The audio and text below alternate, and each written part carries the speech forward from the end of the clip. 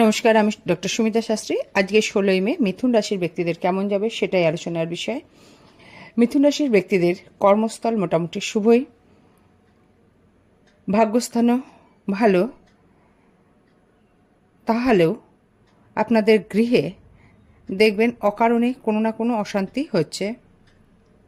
হয়তো আপনাদের কোনো কাজ হওয়ার ছিল, 100% শিওর ছিলেন যে কাজটি হবে, সেক্ষেত্রেও দেখবেন কাজটি হবে না।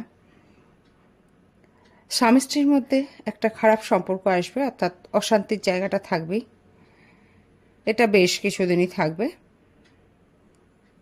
যারা উচ্চশিক্ষার সাথে যুক্ত বা প্রাথমিক শিক্ষার সাথে যুক্ত ছাত্রছাত্রীদের ক্ষেত্রে কিন্তু সময়টা একদমই ভালো না।